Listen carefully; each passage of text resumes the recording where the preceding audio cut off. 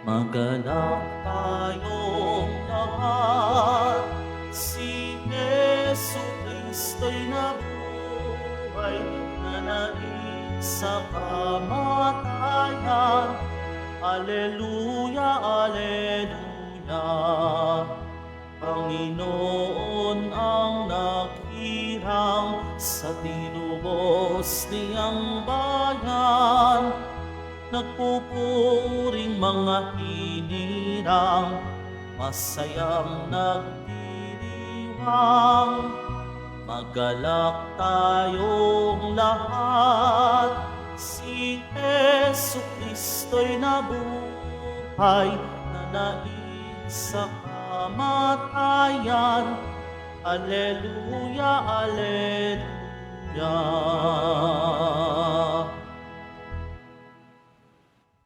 Sa ngalan ng Ama, at ng Anak, at ng Espiritu Santo, Amen. ang pagpapala ng ating Panginoong Jesucristo, ang pag-ibig ng Diyos Ama, at ang pagkakaisa ng Espiritu Santo naway sumainyong lahat. At sumaiyo rin. Mga kapatid, nasa Martes tayo ng ikalima na linggo ng pagkabuhay muli ng ating Panginoon. At 20 ng Mayo, punitain rin natin si San Bernardino ng Siena. Isama natin sa misa natin ngayon ang mga intensyon para sa araw ngayon. Ang inyong mga intensyon, kayong nari sa loob at sa labas ng Basilica Minor at pamansang nambana ni Jesus Nazareno.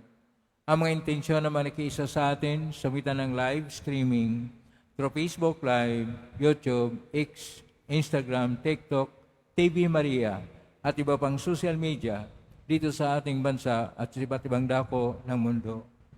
Idagagin natin ang ating intensyon para sa kapayapaan sa buong mundo, lalo higit na sa Israel at sa Ukraine.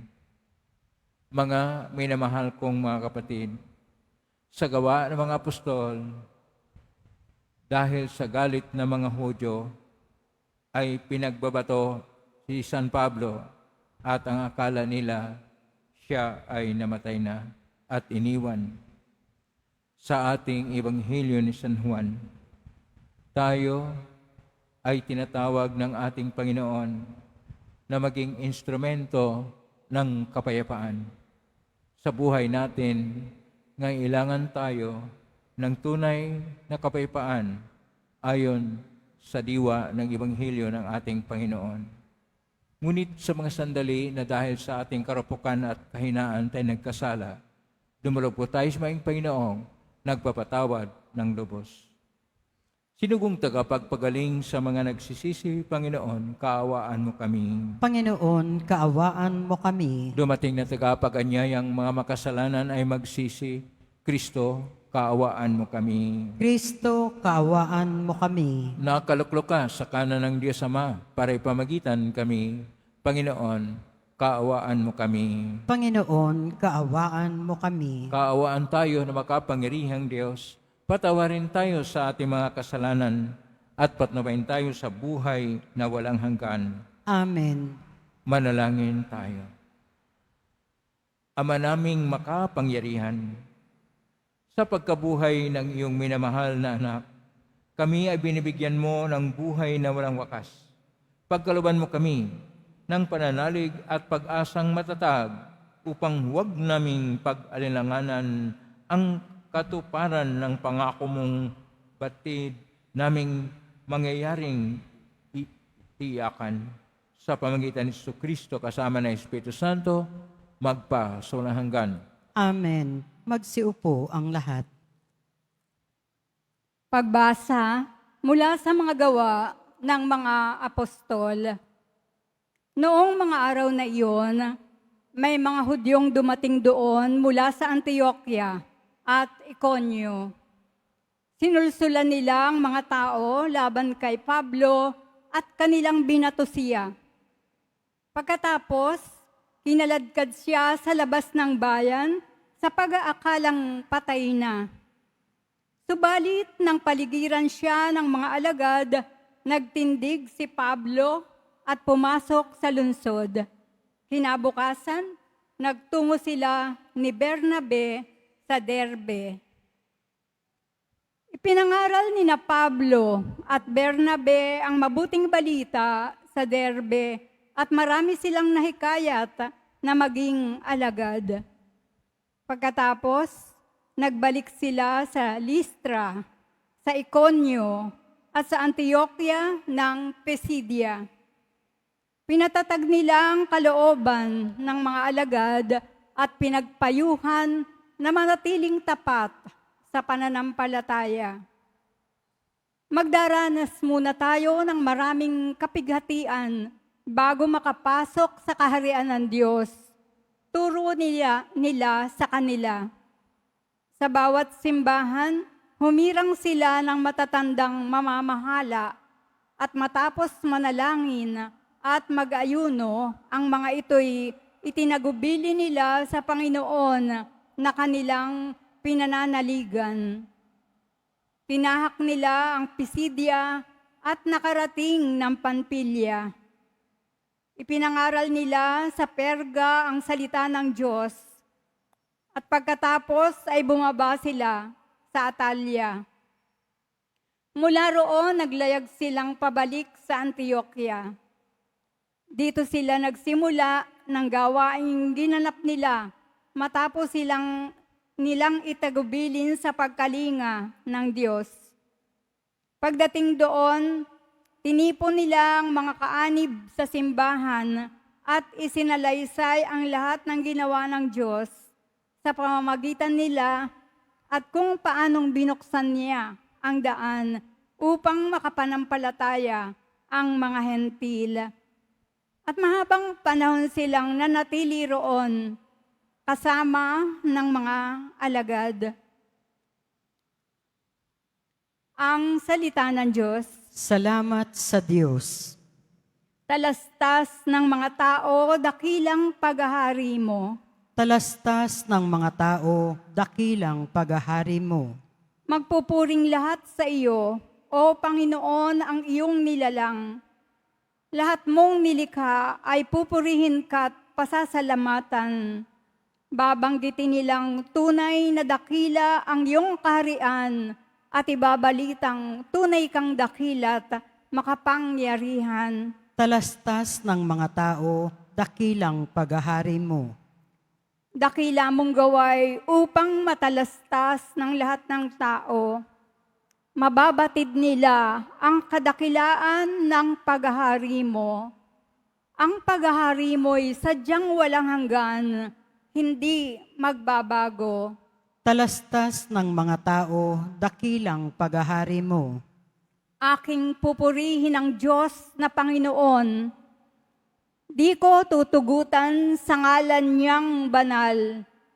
Lahat ay magpupuri, magpakailanman. Talastas ng mga tao, dakilang paghahari mo. Magsitayo po ang lahat.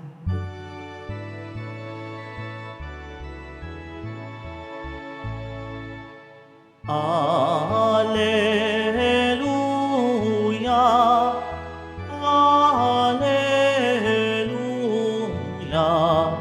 Alleluia, Alleluia.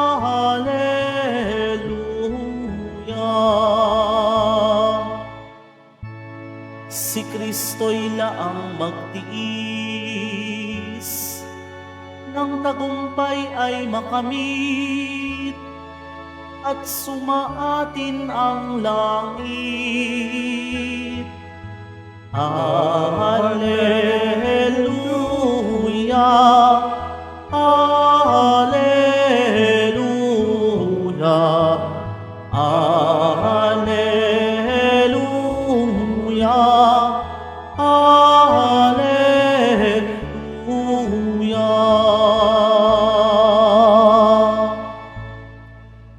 Sumainyo ang Panginoon. At sumaiyo rin. Ang mabuting balita ng Panginoon ayon kay San Juan. Papuri sa iyo, Panginoon. Noong panahon yon, sinabi ni Jesus sa kanyang mga alagad, "Kapayapaan ang iniwan ko sa inyo. Ang aking kapayapaan ang ibinibigay ko sa inyo. Hindi ito katulad ng ibinibigay ng sanlibutan. huwag kayong mabalisa, huwag kayong matakot. Sinasabi ko na sa inyo, ako'y alis, ngunit babalik ako.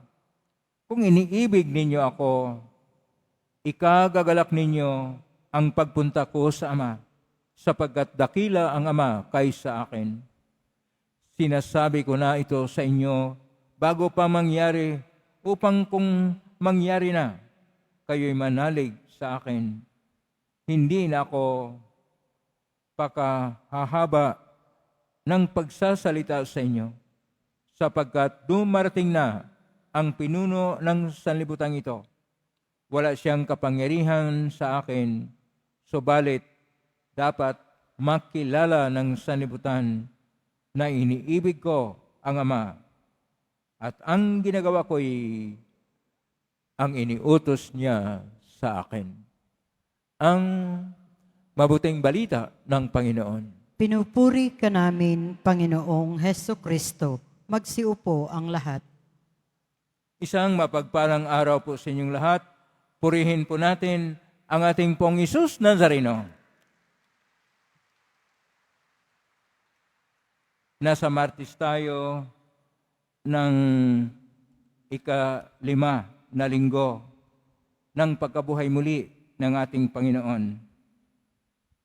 At ngayon po sa atin pong tema, ang pinakatima po sa araw ngayon ay tungkol sa biyaya ng kapayapaan.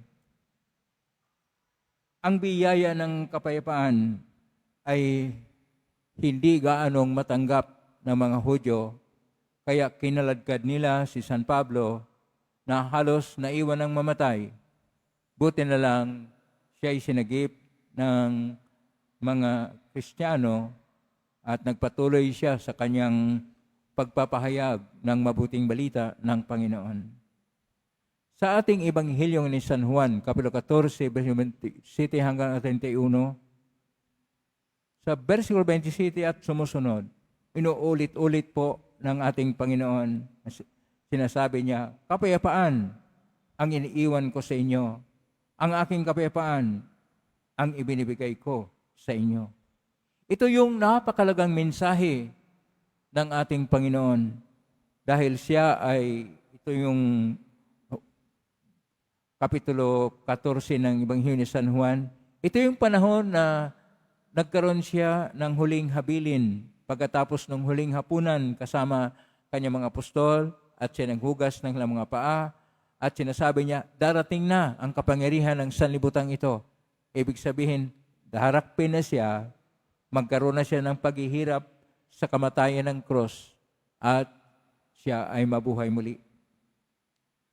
Ang biyaya ng kapayapaan ay sa Hebrew ay tinatawag na matnat shalom.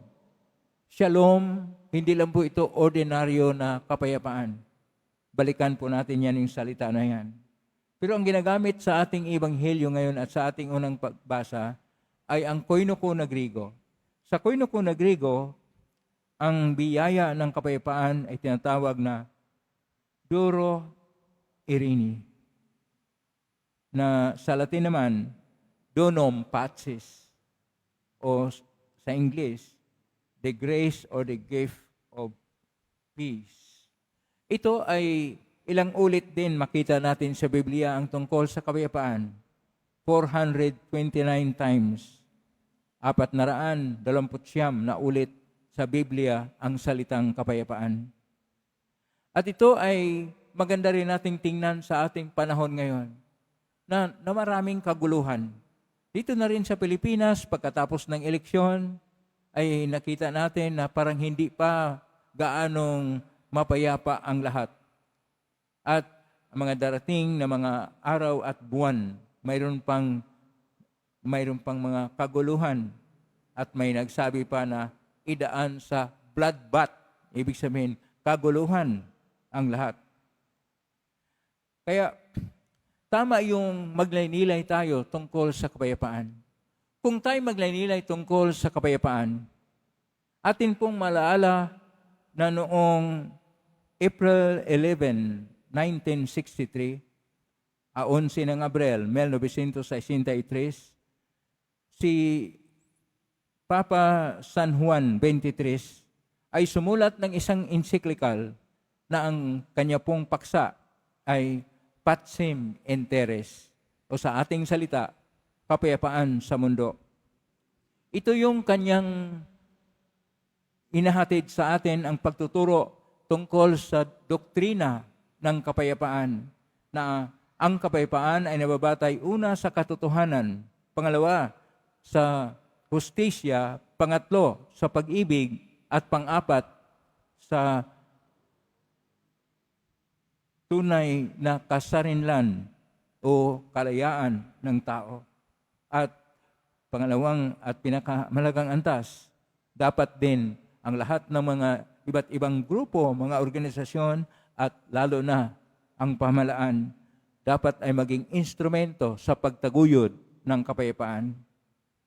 Sa lahat po ng kaguluhan ngayon, nakita natin na marami pong giyera. At ang pinakamatanyag, giyera ng Ukraine at Russia. At hindi lang yon, mayroon pang iba't ibang mga kaguluhan doon sa Israel mismo, doon sa malapit na mga bansa sa atin.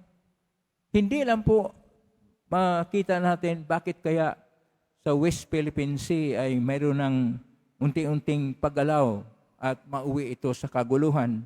Kailangan tayong maging instrumento ng kapayapaan.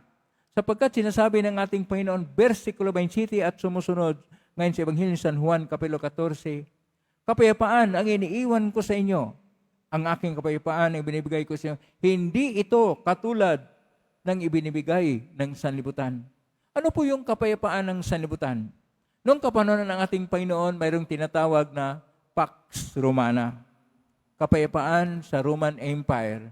Sa panahon ng mga Caesar, ang Pax Romana ay ang paggamit ng dahas. Libo-libo na mga hukbo ng mga mababangis at masabi nating paggamit ng mga armas ang lulusob sa iba't ibang bansa sa panahon ng Roman Empire at marami pong namamatay. Sa panahon natin, maraming mga gumagamit na ng mga moderno na mga teknolohiya, kasama na doon ang mga moderno na mga armas na kung saan lumalabas ang teknolohiya upang ipahamak ang buhay ng tao. Kinakailangan natin ang tunay na talastasan ng buhay, dialogue of life, upang tayo ay magkaroon ng pagkaunawaan. Kapag wala tayong pag-unawaan, wala pong darating na tunay na kapayapaan. At magsimula ang kapayapaan, hindi po doon sa pamahalaan o gobyerno, dahil yun ay isang mahaba na antas. Ang tunay na kapayapaan ay magsimula sa sarili. Magsimula ang kapayapaan sa ating personal na pagtataguyod sa kapayapaan. Kailangan sa loob ng puso mo, magkaroon ka ng kapayapaan. Sa loob ng isipan mo, magkaroon ka ng kapayapaan. Ang pangalawang antas, kapayapaan sa tahanan. Kailangan ang bawat pamilya ay magkaroon ng kapayapaan. Kasi kung minsan napakagulo ang pamilya at dahil sa kaguluhan ng sa pamilya, ang gulo ng pamilya na siyang batayan ng lipunan ay madala sa mataas na antas. At itong mataas na antas, magkaroon na ng bangayan sa pamilya at ang politika natin, lalo na sa Pilipinas, ay bangayan ng mga pamilya ng mga kilala. Ang pamilya na napakatindi ang ginagawa na noon sa kanilang mga ninuno o kanilang mga tatay, at ang pamilya ng mga tatay din na nagpahamak sa buhay.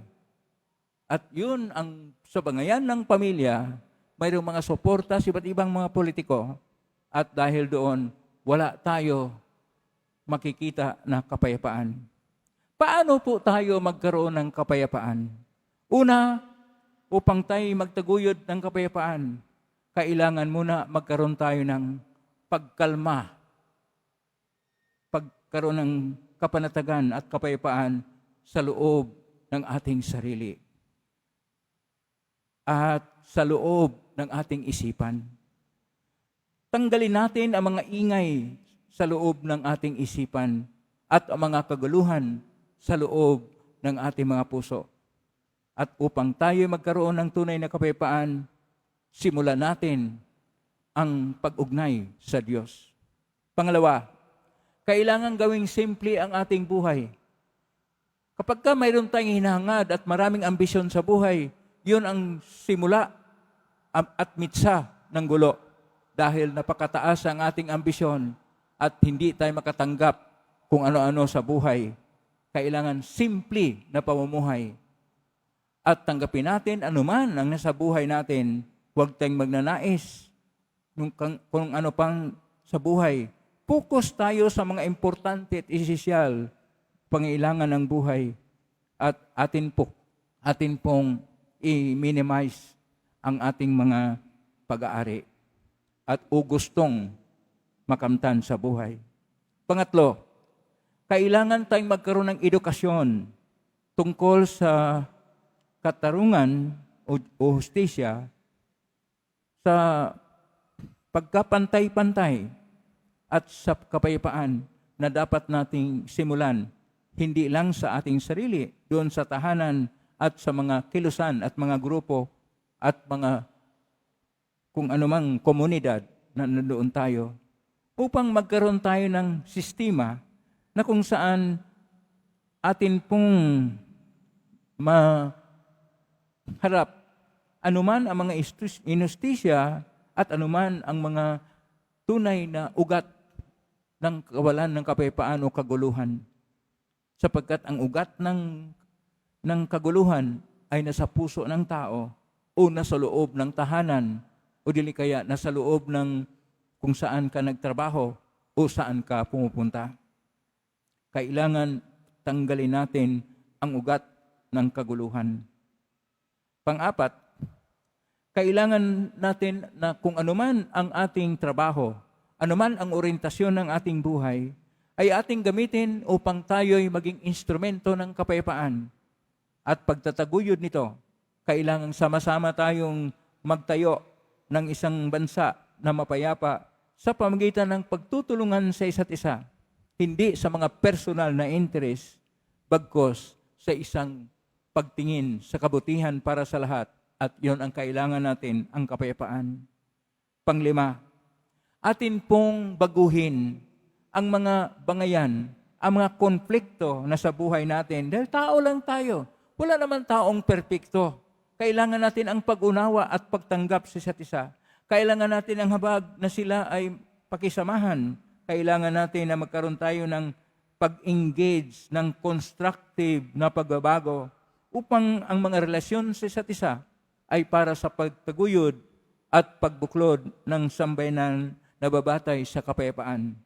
Pang-anim, kailangan natin na sa ating maliit na sambayanan o batayang pamenan o BECs, doon tayo magsimula ng kilusan para sa kapayapaan.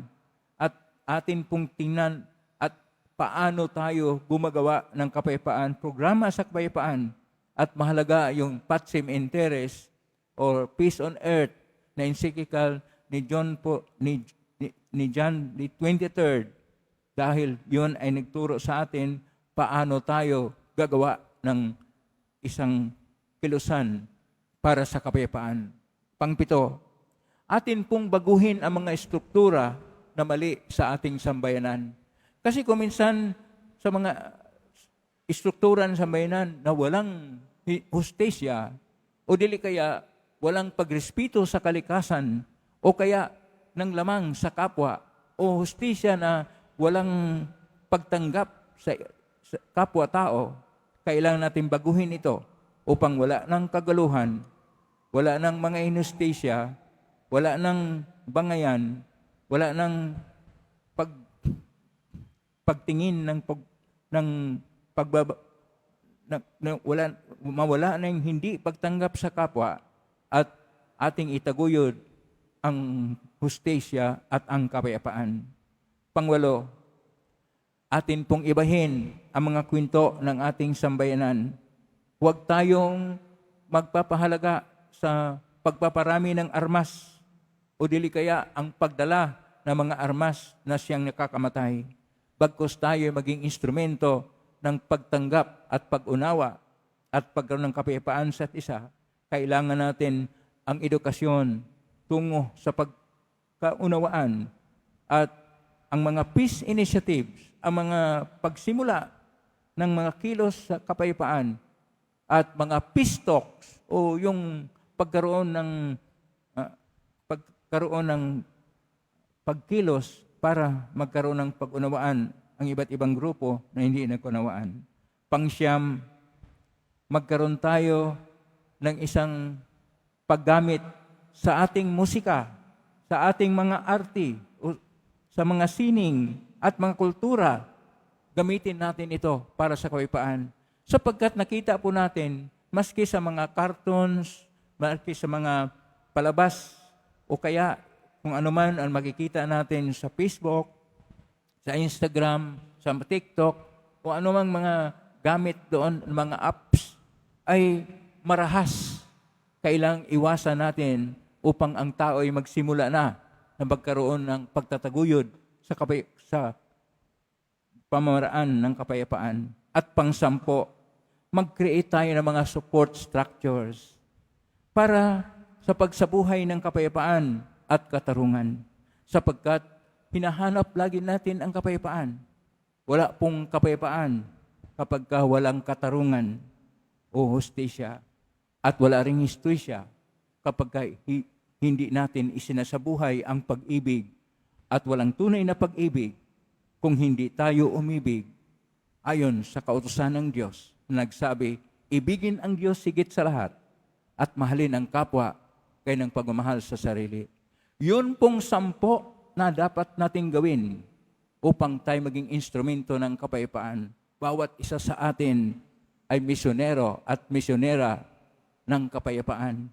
Ikaw ay magtataguyod sa kapayapaan. Ako magtataguyod sa kapayapaan. Tayong lahat ay magtataguyod sa kapayapaan. Kaya, pakisabi sa katabi mo, ang kapayapaan ng Diyos ay sumasayo. Ang kapayapaan ng Diyos ay sumasa atin.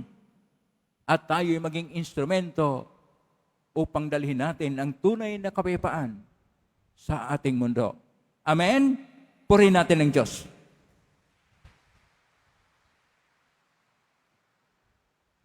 Magsitayo po ang lahat.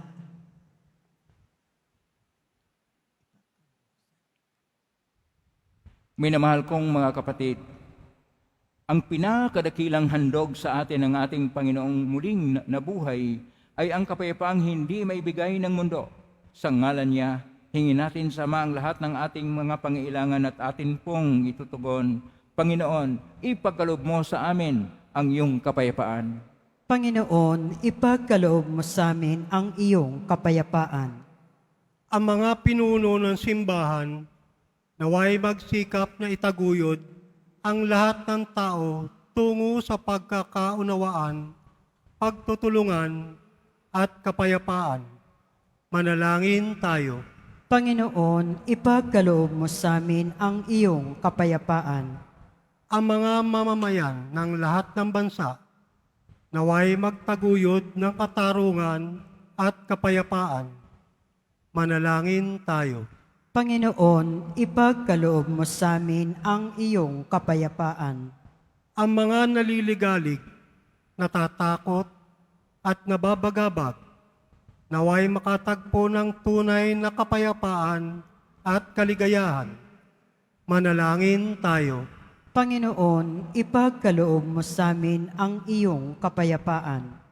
Sa ating mga tahanan at lugar ng hanap buhay, naway maghari ang kapayapaan at pag-ibig. Manalangin tayo. Panginoon, ipagkaloob mo sa amin ang iyong kapayapaan. Ang mga yumao, naway magtamasa ng walang hanggang kapayapaan. Manalangin tayo. Panginoon, ipagkaloob mo sa amin ang iyong kapayapaan. Sa tahimik, idulog natin sa Panginoon ang ating mga sariling kahilingan. Panginoong Diyos, ipagkaloob mo sa amin ang kapayapaang kailangan namin. Tulungan mo kaming makipagkasundo sa aming mga sarili at sa aming kapwa. At higit sa lahat, sa aming mga kaaway. Hiling namin ito, mingitan ni Kristo na aming Panginoon. Amen. Magsiupo ang lahat.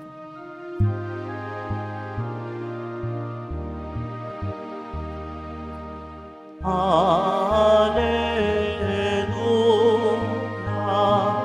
Alleluia,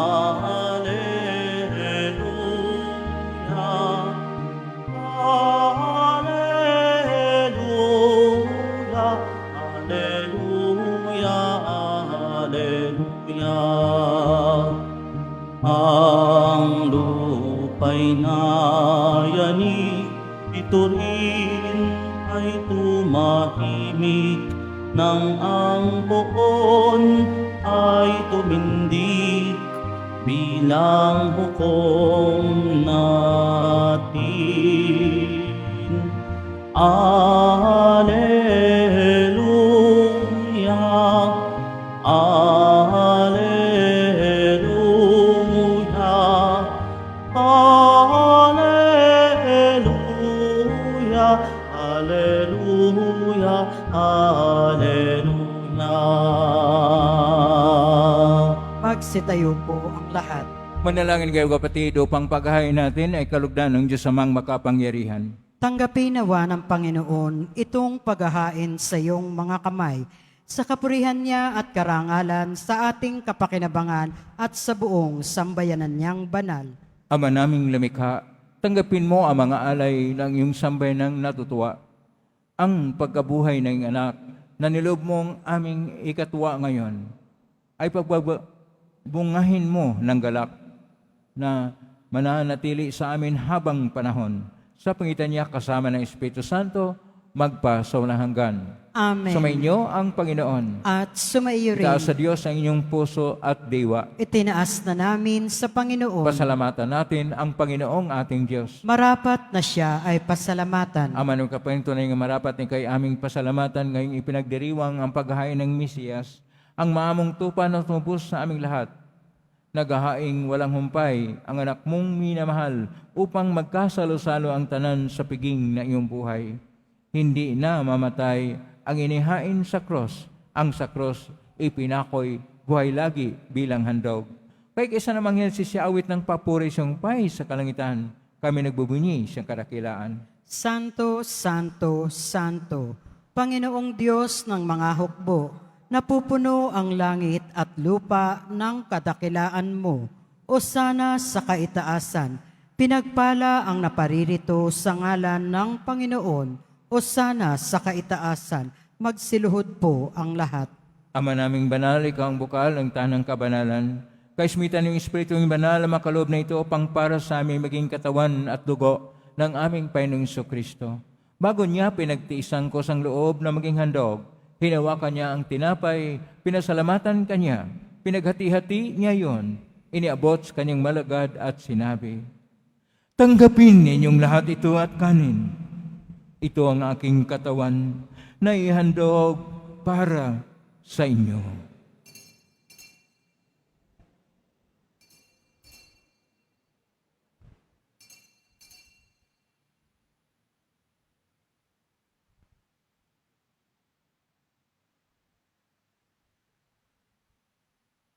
Gayon din naman nung matapos ang hapunan, hinawakan niya ang kalis, muli kanyang pinasalamatan. Inabot niya ang kalis kanyang malagad at sinabi, "Tanggapin ninyong lahat ito at inamin. Itong kalis ng aking dugo ng bago at walang hanggang tipan. Ang aking dugo na ibubuhos para sa inyo at para sa lahat, sa ikapagpapatawad ng mga kasalanan. Gawin niyo ito sa pag-alala sa akin."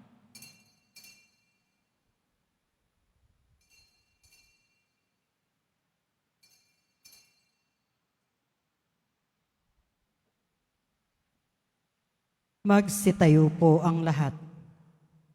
Ang misteryo ng pananampalataya. Si Kristo'y namatay, si Kristo'y nabuhay, si Kristo'y babalik sa wakas ng panahon.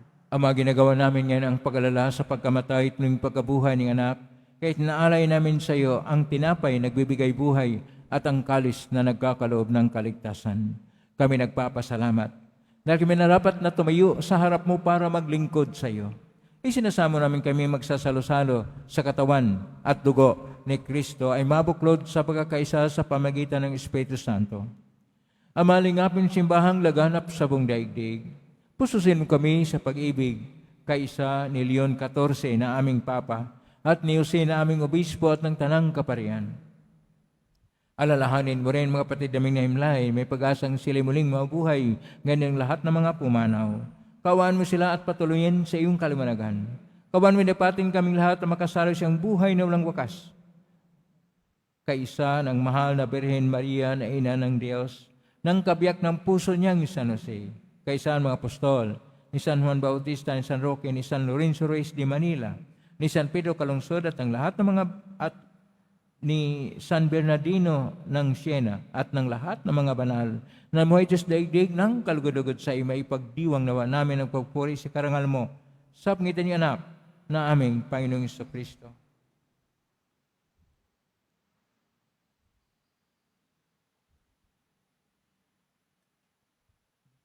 Sa pamamagitan ni Kristo, kasama niya at sa Kanya, ang lahat ng parangal at papuri ay sa iyo, Diyos Amang makapangyarihan, kasama ng Espiritu Santo, magpasawalang hanggan.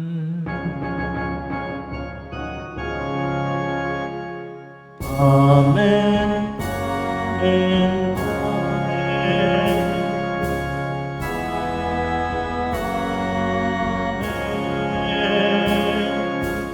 Amen.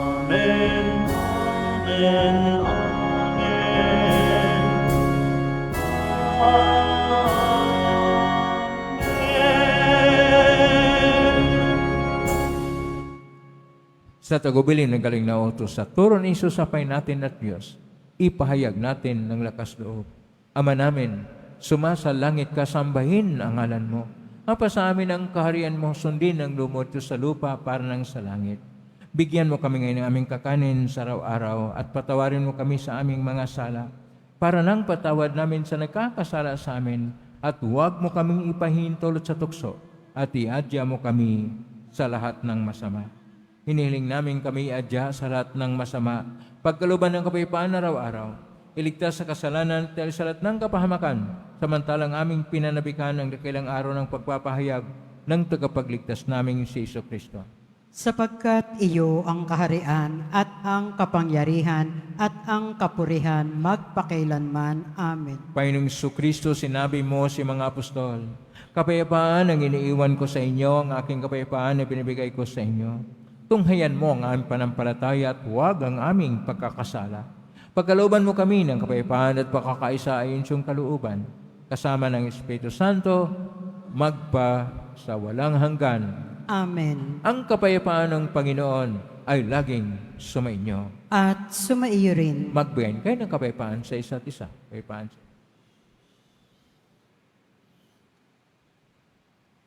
Kordero ng Diyos na nag-aalis ng mga kasalanan ng sanlibutan, maawa ka sa amin. Kordero ng Diyos na nag-aalis ng mga kasalanan ng sanlibutan, maawa ka sa amin.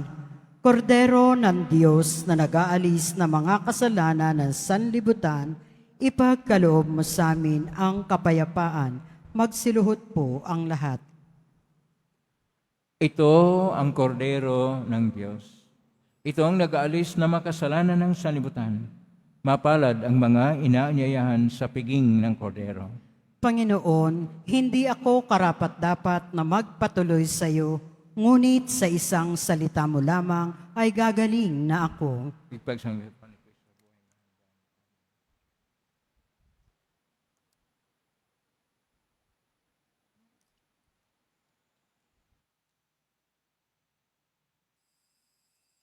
Para sa lahat ng tatanggap ng banal na komunyon, sasagot po tayo ng amen pagkasabi ng pare o lay minister ng katawan ni Kristo at isubo agad sa bibig bago umalis sa harapan ng pare o lay minister. Sumunod po tayo.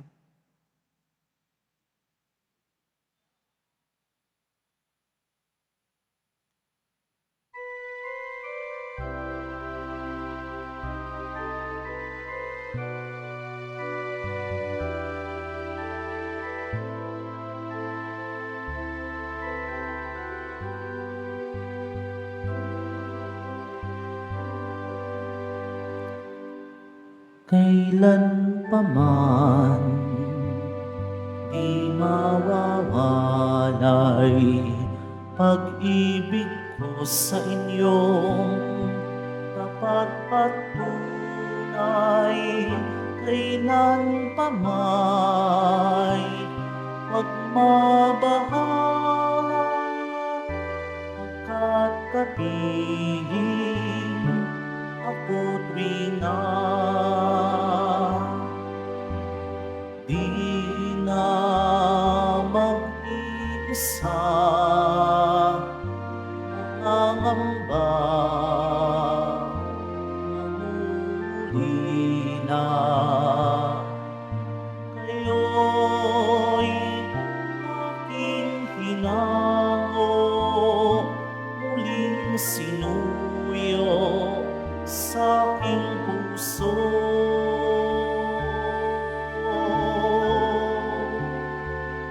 Kailanpaman di mawawalay pag-ibig ko sa inyong tapat at tunay. Kailanpamay huwag mabahala pagkat kapiling ako't rina. Kahit anong dilim, anong lagim ng tatahakin, kayo'y aalagaan, gagabayan, kailanpaman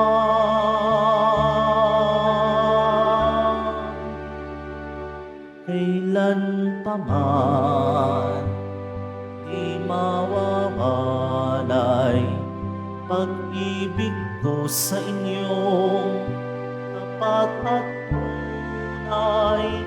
Kailanpamay huwag mabahala pagkat kapiling ako't rina. Bansang aking sinugo, huwag masipayo at huwag susuko.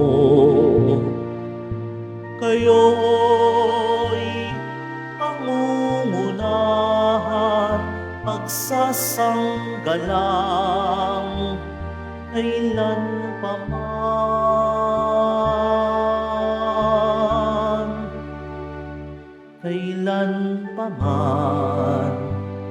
di mawawalay pag-ibig ko sa inyong tapat at tunay. Kailanpamay huwag mabahala pagkat kapiling ako't rina. Kailanpamay huwag mabahala pagkat kapiling ako't rina.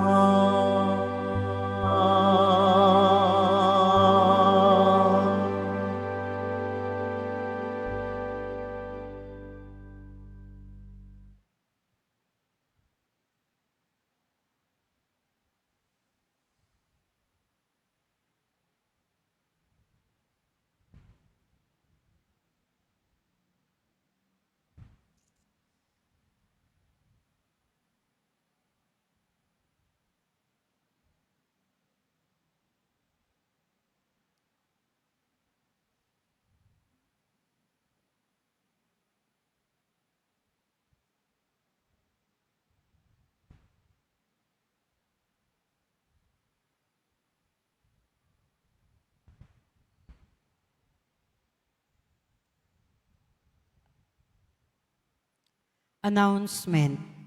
Mga kadiboto, mabibili pa rin po sa ating Paris Office ang Nazareno Images, Nazareno Medallion at Nazareno Novena and Prayer Booklet in English or Tagalog.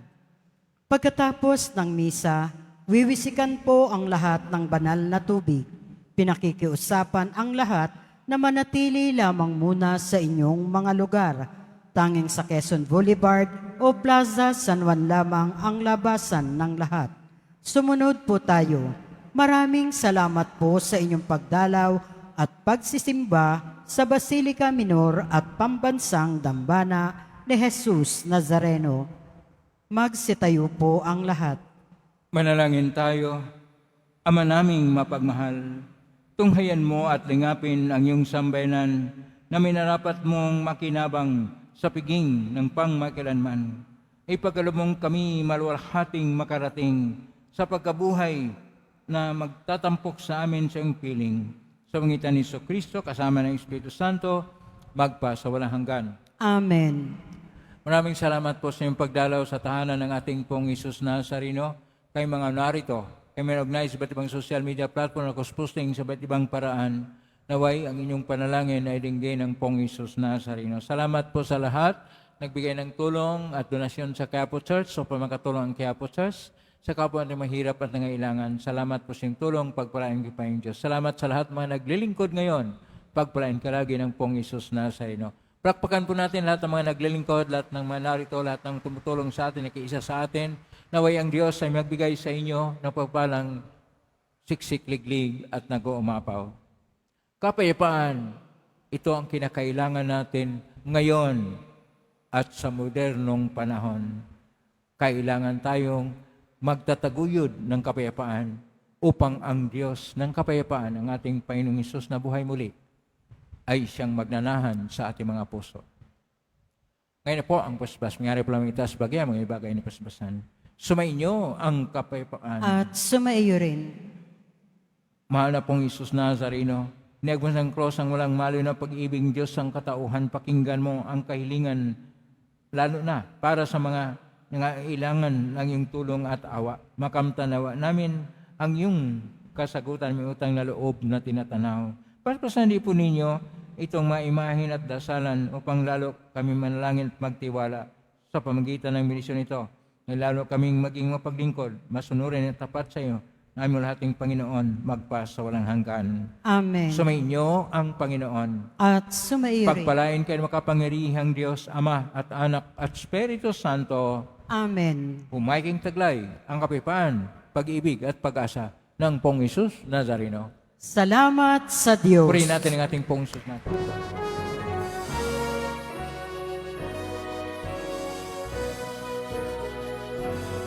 Nuestro Padre Jesus Nazareno, sinasamba ka namin, pinipintuho ka namin, aral mo ang aming buhay at kaligtasan.